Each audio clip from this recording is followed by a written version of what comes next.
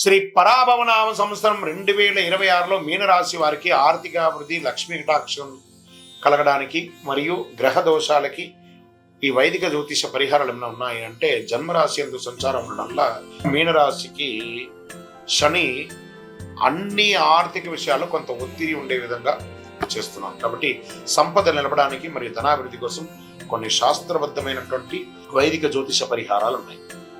మీనరాశికి అధిపతి బృహస్పతి. గురు భగవాన్ని ప్రసన్నం చేసుకోవాలి. పసుపు వస్త్రం ధరించడం, బృహస్పతయే నమః అనే మంత్రం 108 నిమిషాలు జపం చేయడం.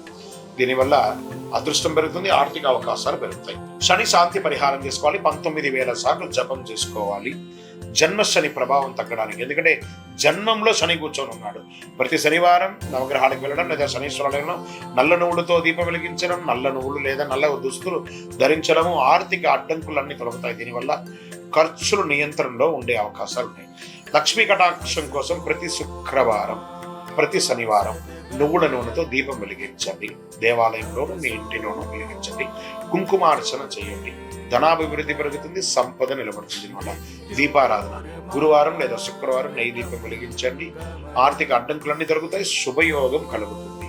చేయవలసిన పరిహారాలు, దానాదులు ఏమైనా ఉంటే పేదలకు అన్నదానం, గోపూజ చేయడం మంచిది.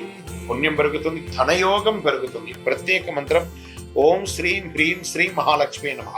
మరి చెప్తున్నా ఓం హ్రీం శ్రీం హ్రీం మహాలక్ష్మీ నమః. ఇది చెప్పండి.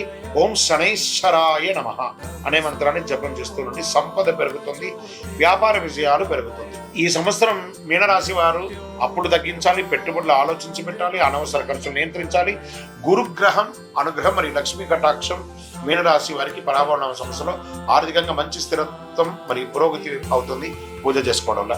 మీ వ్యక్తిగత జాతకంలో ఆర్థికంగా ఎలా ఉంది అని తెలుసుకోవడానికి మీ పేరు, date of birth, time of birth, place of birth మాకు వాట్సాప్ చేయండి.